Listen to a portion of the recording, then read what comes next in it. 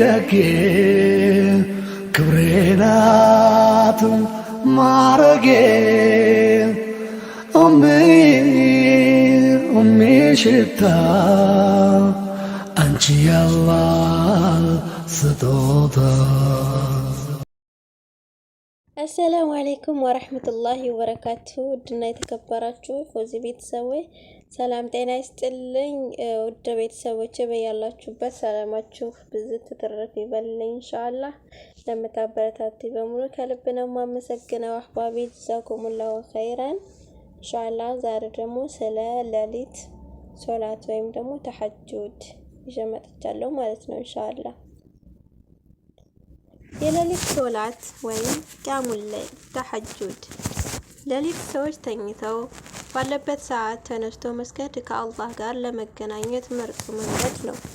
ደግሞ ነብዩ መሐመድ ሰለላሁ ዐለይሂ ወሰለም እንደተናገሩት አላህ በሌሊት የመጨረሻ ሲዞ ወይም ክፍል ላይ ወደ ቅርቢቱ ሰማይ በመውረድ የሚለምነኝ አለ እሰጠዋለሁ፣ ምህረት የሚጠይቀኝ አለ እምረዋለሁ ይላል። ውጤቱም ቀልብን ያረጋጋል፣ ፊት ላይ ብርሃንን ይሰጣል፣ እንዲሁም ለዱዓ ተቀባይነት ትልቅ እድል አለው። ዱዓና ምህረት መለመን ወይም እስትግፋር ከሌሊቱ ክፍል ጊዜ በተለይም ከፈጅር ወይም ሱብሂ በፊት ያለውን ሰዓት ሰሐር ይባላል። በዚህ ሰዓት በብቸኝነት ሆኖ የውስጥን ችግር ለአላህ መንገር ትልቅ መንፈሳዊ እርካታ አለው። ቁርአን አላህን የሚፈሩ ሰዎች ሲገለጹ በሌሊትም በመጨረሻ እነርሱ ምህረትን ይለምናሉ። ሱረቱ ዛሪያት ቁጥር 18። ቁርአንን በጥንቃቄ ማንበብ ወይም ተድሊል በሌሊት ጸጥታ ውስጥ ቁርአን ሲቀራ ትርጉሙን ለማስተንተን ይቻላል። የቀልብ ወይም የልብ መርገብገብና የአላህን ታላቅነት ለማሰብ ይህ ሰዓት ተመራጭ ነው። ዚክር ወይም አላህን ማውሳት በምላስም ሆነ በልብ አላህን እያመሰገኑና እያላቁ ማደር የሰውን ልጅ መንፈስ ከዱንያ ወይም ከዚህ ዓለም ጭንቀት ነፃ ያደርገዋል። ሌሊት አምልኮ የሚረዱ ነጥቦች ቀደም ብሎ መተኛት፣ የሌሊትን ሶላት ለመነሳት እንዳመች ምሽት ላይ ቶሎ መተኛት፣ ቀን ላይ ቀይሉላ ማድረግ፣ በቀትር አካባቢ ትንሽ መተኛት ለሌሊቱ ጥንካሬ ይሰጣል። በውዱእ መተኛት፣ በንጽህና መተኛት መልካም ህልምን ለማየትና ለሶላት ለመነሳት ይረዳል።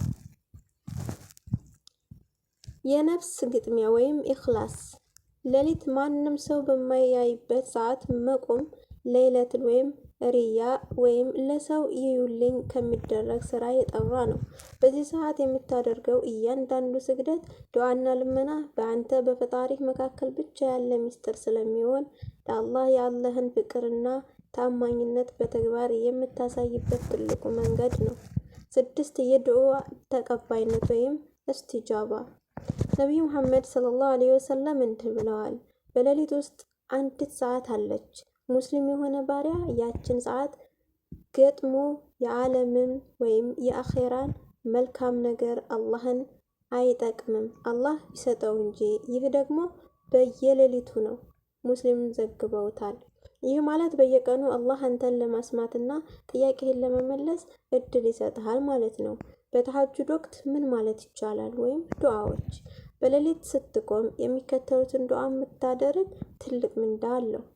ተስቢህና ተህሊል ሱብሓነላህ አላህ ጥራት ይገባው፣ አልሐምዱሊላህ ምስጋና ለአላህ ይሁን፣ ላኢላሃ ኢላላህ ከአላህ በስተቀር ሌላ አምላክ የለም በማለት ልብን ማለስለስ። የራስን ችግር መናገር አላህ የማይሰማው የለም። ኑሮ መቸገርን፣ የልብ ጭንቀትንና የወደፊት ምኞትን በራስ ቋንቋ ወይም በአማርኛም ቢሆን በዝርዝር ንገረው። ለወላጆችና ለሙስሊሞች ዱዓ ማድረግ በሌሊቱ ለሌሎች የምታደርገው ዱዓ ወደ አንተም በረከቱን ይዞ ይመጣል። ለሌሊት ሶላት ወይም ተሐጁድ መነሳት የከበደው ሰው ምን ማድረግ አለበት? አንዳንድ ጊዜ የስጋዊ ድካም ሲኖር የሚከተሉትን ጥቃቅን እርምጃዎች መውሰድ ይቻላል። አንደኛ በጥቂቱ መጀመር። የግድ ረጅም ሰዓት መቆም የለብህም። በሁለት ረክዓ ብቻ ጀምር።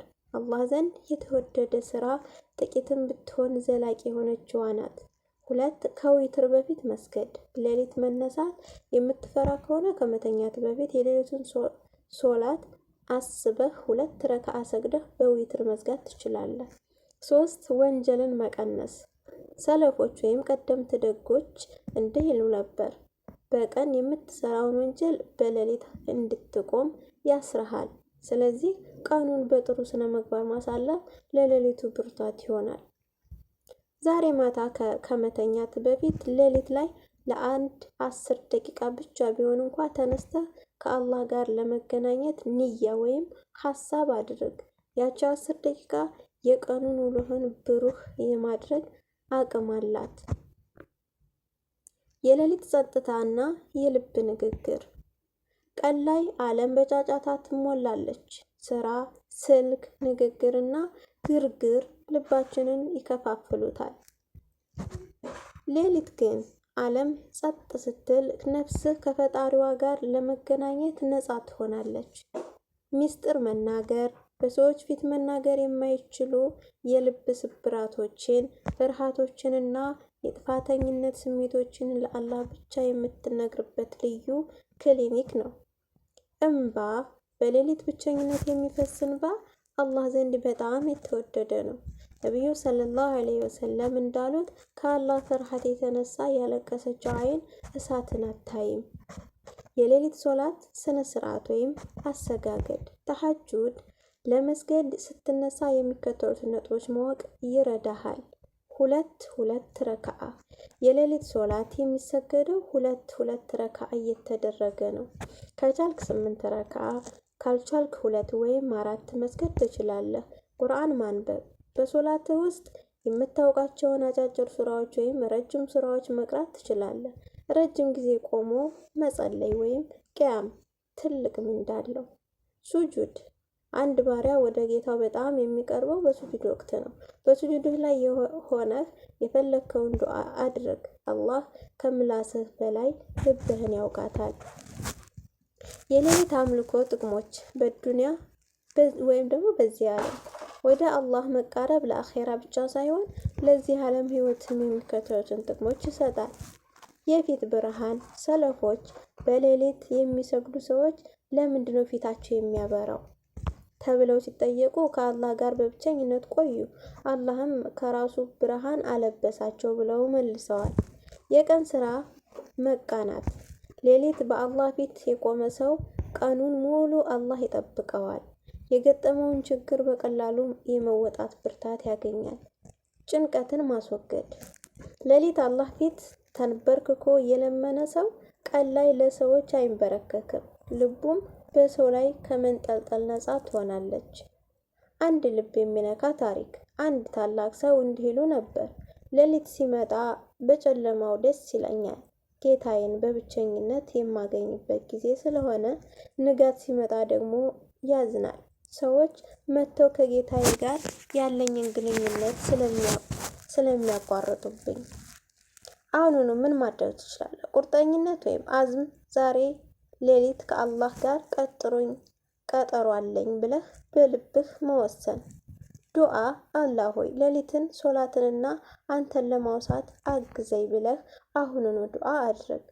ትንሽ ዝግጅት። ከመተኛት በፊት ውድኡ አድርገህ እና አዝካር ወይም ዚክር ቀርተህ ተኛ። የሰሐር ሰዓት ሚስጥር። ሰሐር የሚባለው ከፈጅር ወይም ከሱብሂ ሶላት በፊት ያለው ጥቂት ጊዜ ነው። አላህ በቁርአኑ ውስጥ እውነተኛ አማኞችን ሲገልጽ በሰሐር ሰዓትም ምህረትን የሚለምኑ ሱረቱል ኢምራን ቁጥር 17 ላይ ይላቸዋል። ለምን በዚህ ሰዓት እንቅልፍ በጣም ይጠቅማል። ያንን ትቶ ለአላህ ብሎ መነሳት እውነተኛ ፍቅርን ያሳያል። ምን ይባላል? በዚህ ሰዓት አስተግፊሩላህ አላህ ሆይ ማረኝ በማለት ማዘውተርን በዚህ የተቆለፈ የህይወት በሮችን ይከፍታል። በሌሊት የሚደረጉ የተመረጡ ዱዓዎች። በሌሊት ጸሎትህ ላይ እነዚህን ሐሳቦች ብትጨምር መልካም ነው። የመጀመሪያ ዱዓ አላህ ሆይ በጨለማ ህይወቴ ብርሃን ሁነኝ፣ ወደ ቀጥተኛው መንገድ ምራኝ። የጥቃቅን ነገሮች ልመና አላህ ትላልቅ ነገሮችን ብቻ ሳይሆን የጫማህን ማሰሪያ እንኳ ብትጠይቀው ደስ ይለዋል። ጌታዬ ሆይ የዛሬ ውሎዬን አቅልልልኝ፣ ከሰው ልጅ አታስጠጋኝ በለው። የወላጆች ዱዓ ጌታዬ ሆይ ወላጆቼ በልጅነቴ እንድትንከባከቡኝ አንተ ምዘንላቸው። ይህ ዱዓ በሌሊት ሲደረግ እጅግ ኃይለኛ ነው። የመንፈሳዊ ጥንካሬ ደረጃዎች ወደ አላህ መቃረብ ደረጃዎች አሉት። አንተ አሁን የትኛው ላይ ነህ? ሙሐወላ ወይም መሞከር፣ ለመነሳት መታገል፣ ለአንድ ቀን ተነስቶ ለ3 ቀን መቅረት። ይህ ጅማሮ ነው፣ ተስፋ አትቁረጥ። ሙጃሃዳ ወይም ታግሎ ማሸነፍ፣ ነፍስያህ አሸንፎ በሳምንት 3 ወይም 4 ቀን ማቆም ወይም መጀመር። እስቲቃማ ወይም መዘውተር፣ የሌሊት ሶላት የህይወትህ አካል ሲሆን ያለ እሱ እንቅልፍ የማይወስድህ ደረጃ ላይ ስትደርስ ለዛ ወይም ጣዕሙን ማግኘት። ሶላቱ ረዝሞብህ ሳይሆን አጥሮብህ ሲሰማህ ከአላህ ጋር ማውራቱ በጣም ደስ የሚልህ ደረጃ። ልብ ሊባል የሚገባው ታላቅ ምክር። አላህ ወደ እሱ ስትቀርብ እንዲህ ይላል በሐዲስ ቁድስ፣ ባሪያዬ ወደ እኔ በአንድ ስንዝር ሲቀርብ እኔ ወደ እሱ በክንድ እቀርባለሁ። ወደ እኔ በእርምጃ ሲመጣ ወደ እሱ በመሮጥ እመጣለሁ። ይህ ማለት አንተ ዛሬ ሌሊት ለመነሳት የምታደርገው ትንሽ ጥረት አላህ ወደ አንተ በሰፊው እዝነቱ እንደሚመጣ ያደርገዋል። በሌሊት ወደ አላህ መቃረብ ማለት ለሰው ተለይቶ ከባለቤቱ ጋር መገናኘት ነው። ሰው ሁሉ ሲርቅህ እሱ ቅርብ ነው። ሰው ሁሉ ሲሰለችህ እሱ አይሰለችህም። የነቢዩ መሐመድ ሰለላሁ ዐለይሂ ወሰለም የሌሊት አምልኮ ወይም ምሳሌነታቸው።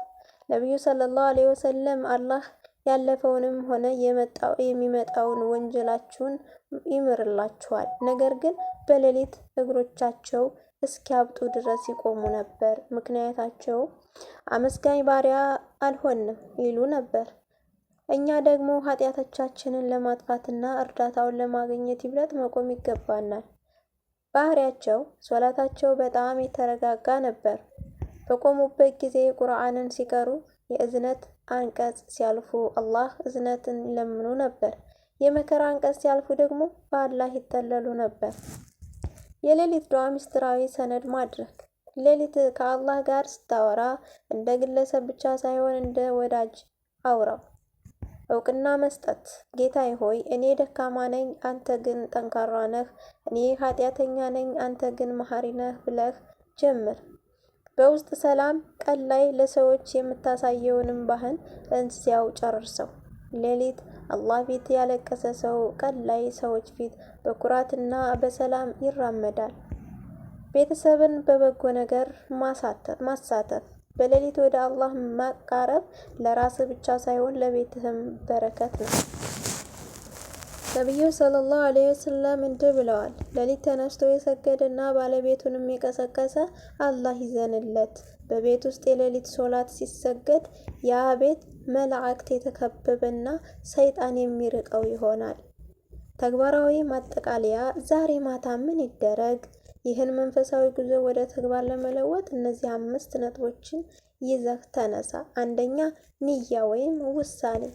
ዛሬ ሌሊት ከአላህ ጋር የ30 ደቂቃ ቆይታ ይኖረኛል ብለህ አሁኑኑ ወስን። 2 ቀለል ያለ ምግብ፣ ማታ ላይ ሆድህን አለማጥገብ ለሶላት መነሳትን ቀላል ያደርገዋል። 3 የማንቂያ ሰዓት ወይም አላርም፣ ከፈጅር 30 ደቂቃ ወይም ከ1 ሰዓት በፊት ሰዓትህን ሙላ።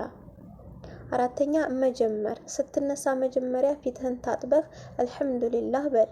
ከዚያም ውዱእ አድርገህ ቢያንስ 2 ረክዓ ስገድ። 5 መደምደም፣ ሶላትህን በዊትር ወይም 1 ረክዓ ዝጋ። የመጨረሻው መልእክት፣ ወዳጄ ሆይ አላህ ወደ ሌሊት ሶላት የጠራው የሚወደውን ሰው ብቻ ነው። ዛሬ ይህን ሐሳብ እንድታነብ ያደረገ አላህ ሊያናግርህ ፈልጎ ሊሆን ይችላል። አንተ ቀጥል የሚል ፍላጎት በውስጥ ያለውን የመቃረብ ጥማት ያሳያል። አላህ ጥማትን በረሕመቱ ይቁረጠው። የሶላት ጣዕም ወይም ለዘተል ዒባዳ። ብዙዎቻችን ሶላትን እንደ ግዴታ እናያለን። ነገር ግን ወደ አላህ የተቃረቡ ሰዎች ሶላትን እንደ እረፍት ያዩታል። ነቢዩ ሰለላሁ ዐለይሂ ወሰለም ቢላል ሆይ በሶላት አሳርፈን አዝናናን ይሉም ነበር። ሌሊት ላይ ስትቆም ቆይታህን ከጌታዬ ጋር የማሳለፍ የፍቅር ጊዜ ብለህ አስበው። ስትቀራ ትርጉሙን ለማስተንተን ምክር ለምሳሌ የፍቅር ጊዜ ብለህ አስበው። ስትቀራ ትርጉሙን ለማስተንተን ምክር ለምሳሌ አልሐምዱሊላህ ረቢል ዓለሚን ስትል የአላህን ጌትነትና ላንተ ያደረገውን ውለታ በልብህ ስዕል ሳለው። ሙናጃት ወይም ከአላህ ጋር በሚስጥር ማውራት። ሙናጃት ማለት ድምፅን ዝቅ አድርጎ ልብን ከፍቶ በታላቅ ትህትና ከአላህ ጋር ማውራት ማለት ነው። ራስን ዝቅ ማድረግ፣ ጌታዬ ሆይ እኔ ደካማ ምስኪን ባሪያህ ነኝ፣ ያለ አንተ እርዳታ አንድ እርምጃ መራመድ አልችልም ብለህ በራስህ አቋም ተናገር። ምስጋና፣ ጥያቄህ ከመጀመርህ በፊት ስላገኘኸው ጤና፣ ሰላምና እስልምና አጥብቀህ አመስግነው። አላህ ብታመሰግኑኝ እጨምርላችኋለሁ ብሏልና። የሌሊት አምልኮ ባህሪ ላይ ያለው ተጽዕኖ። በሌሊት ወደ አላህ የሚቃረብ ሰው ባህሪው እንደ ጧት ጤዛ ይለሰልሳል። ትህትና፣ ፈጣሪውን በታላቅነቱ የሚያውቅ ሰው በሰዎች ላይ አይኮራም። ትዕግስት፣ ሌሊት አላህን የለመነ ሰው በቀን የሚያጋጥሙትን ፈተናዎች አላህ ከእኔ ጋር ነው በሚል እርግጠኝነት በትዕግስት ያልፋል። ውድ መሆን፣ በምድር ላይ ስምህ ባይታወቅ እንኳ በሰማይ መላእክት ዘንድ ያ በሌሊት የሚነሳው ባሪያዬ ተብለህ ትታወቃለህ። አንድ ትልቅ ጥቅስ፣ የሰለፎች ንግግር። ዱንያ ወይም ዓለም ላይ ሁለት ገነቶች አሉ። የመጀመሪያዋ ገነት በዚህ ዓለም አላህን በማውሳትና በሌሊት በመቆም የሚገኝ ደስታ ሲሆን፣ ሁለተኛዋ ደግሞ የምናውቃት የዘላለም ገነት ናት። የመጀመሪያዋን ገነት ያልገባ ሰው ሁለተኛዋን አይገባም። ቀጣዩ እርምጃ ተግባራዊ ምክር። ታሪኩንና ምክሩን መስማት ብቻ ሳይሆን ወደ ተግባር ለመቀየር የሚከተሉትን 3 ነገሮች ዛሬ አድርግ። አንደኛ፣ አነስተኛ ግብ። ዛሬ ሌሊት ለ2 ረካ ብቻ ተነስ። 5 ደቂቃ በፈጅብህም እንኳ ያ አላህ ስለ ጠራኸኝ አመሰግናለሁ በል። ሁለተኛ፣ ዝምታ። ስትነሳ ስልክህን አትንካ። መጀመሪያ ከአላህ ጋር አውርተህ ስትጨርስ ብቻ ሌላ ነገር ተመልከት። ሶስተኛ፣ ተስፋ። እኔ ኃጢአተኛ ነኝ፣ እንዴት አላህ ፊት እቆማለሁ የሚለውን የሰይጣን ሐሳብ አትቀበል። አላህ የሚፈልገው ተመላሽ ወይም ተውባ አድራጊ ልብ ነው። ውድ ወንድሜ እህቴ፣ የሌሊት ጉዞ እንዲህ እያለ ይቀጥላል። አልኢህሳን፣ አላህን እያዩት ይመስል ማምለክ። በሌሊት አምልኮ ውስጥ ትልቁ ደረጃ አላህን እያየኸው ይመስል መስገድ ነው። ምንም እንኳ አንተ ባታየው እሱ ግን እንደሚያይህ ማወቅህ በልብህ ውስጥ ትልቅ ክብርና ፍርሃት ይፈጥራል። በዚህ ሰዓት የምታደርገው እንቅስቃሴ ወይም ሩኩዕ እና ሱጁድ የሰውነት እንቅስቃሴ ብቻ ሳይሆን የነፍስ መስገድ ይሆናል። የሌሊት ዱዓ፣ ኢባዳ እና ርዚቅ ወይም ሲሳይ። ብዙ ሰዎች ሲሳይ የሚገኘው በቀን ብርታት ብቻ ይመስላቸዋል። ነገር ግን የእውነተኛ አማኞች እምነት እንዲህ ነው። የበረከት ቁልፍ። ሌሊት አላህ ፊት የሚቆም ሰው አላህ በበረከት ይሞላዋል። የሚሰራው ስራ ጥቂት ቢሆንም ውጤቱ ብዙ ይሆናል። ክብር። ነቢዩ ሰለላሁ ዐለይሂ ወሰለም እንዲህ ብለዋል፣ የአማኝ ክብሩ በሌሊት ሶላት ነው። ኩራቱ ደግሞ ከሰው ልጅ መብቃቃቱ ነው። ከሰው ልጅ እርዳታ ከመጠየቅ ነፃ የምትወጣው ጌታህን መለመን ስትጀምር ነው። ለውጡን እንደ ዘላቂ እናድርግ ወይም እስቲቃማ። አንድ ቀን ሰግዶ መተው ሳይሆን እስከ ህይወት ፍጻሜ እንዴት መቀጠል ይቻላል? በራስህ ላይ አትክበድ። መጀመሪያ ላይ ለ10 ደቂቃ ብቻ ተነስ። ነፍስህ ከለመደች በኋላ ሰዓቱን በራሷ ትጨምራለች። የመኝታ አዝካር። ከመተኛት በፊት አያተል ኩርሲና አዝካሩን ነውም ወይም የመኝታ ዚክሮችን መቅራት ሰይጣን ሰይጣን እንዳያስርህና ለሶላት እንድትነቃ ያግዝሃል። መልካም ጓደኛ ለሶላት የሚቀሰቅስህ ወይም ዛሬ ሰገድክ ወይ ብሎ የሚጠይቅህ መንፈሳዊ ጓደኛ ይኑርህ። የመጨረሻው ሚስጥር ሁስነል ኻቲማ ወይም በመልካም መጨረሻ።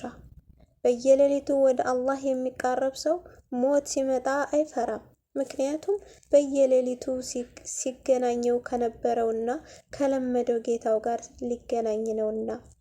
ሌሊት አላህ ፊት መቆም በጭንቀት ሰዓት ጽናትን ይሰጣል። ዛሬ ይህንን ውይይት ስናደርግ የነበረው ለምክንያት ነው። ምናልባት አላህ ወደ አንተ እየተጣራ ሊሆን ይችላል። ባሪያዬ ሆይ ወደ እኔ ተመለስ፣ እኔ ካንተ በላይ ላንተ አዛኝ ነኝ። ያ አላህ። የተከበርከው ወንድሜ ወይም እህቴ ሆይ ይህ ቀጥል የሚል ፍላጎት በተግባር ተርጉሜ ዛሬ ማታ ሱጁድህ ላይ ወይም መስገጃ ላይ ከአላህ ጋር ስታወራ ማየት ትልቁ ደስታዬ ነው። አልኡንስ ወይም ቢላህ በአላህ መላመድ። ወደ አላህ መቃረብ ሲባል ከፍተኛ ደረጃ ከአላህ ጋር መላመድ ነው። ሰዎች ብቻቸውን ሲሆኑ ይጨንቃቸዋል፣ ብቸኝነት ይጠላሉ። ነገር ግን የሌሊት ሰጋጅ ብቻውን ሲሆን ደስ ይለዋል። ምክንያቱም ብቸኝነት የሚሰማውን ከአላህ የራቀ ሰው ብቻ ነው። ከአላህ ጋር የሆነ ሰው ግን በቤቱ ውስጥ ማንም ባይኖርም ከጌታዬ ጋር ነኝ የሚል ትልቅ የውስጥ እርካታ አለው። የሌሊት ዒባዳና ኑረል ቀልብ ወይም የልብ ብርሃን። በሌሊት የምታደርገው ስግደት በልብህ ውስጥ የማይጠፋ መብራት ያበራል። ይህ ብርሃን ፈተናዎችን ለማለፍ መንገድህ ላይ ከክፉ ደጉም እንድትለይ ይረዳሃል። ንግግርህ እንዲሰምር ከአላህ ጋር ያደረከውን የሌሊት ንግግር በቀን ውስጥ ለምትናገረው ንግግር ክብደትና ተሰሚነት ይሰጠዋል። ፍርሃት ለማስወገድ ከአላህ ሌላ ማንንም እንዳትፈራ፣ በሰው እጅ ያለውንም እንዳትመኝ ያደርግሃል። አልበካኡ ሚን ኸሽየቲላህ ወይም ከአላህ ፍርሃት ማልቀስ። በሌሊት ጸጥታ ውስጥ ለአላህ ብሎ የሚፈስ እንባ ትልቅ ዋጋ አለው። ያ እንባ የልብን ዝገት ያጥባል፣ ነፍስን ያጠራል፣ ከእሳትም ይጠብቃል። አላህ ዘንድ እጅግ የተወደዱ ሁለት ጠብታዎች አሉ። አንደኛው ለአላህ ብሎ የሚፈስ የደም ጠብታ ሲሆን፣ ሁለተኛው ደግሞ በብቸኝነት ሆኖ አላህን በማሰብ የሚፈስ እንባ ጠብታ ነው። የሌሊት ሰጋጆች ሰላምታ ወይም ምሳሌያዊ ንግግር።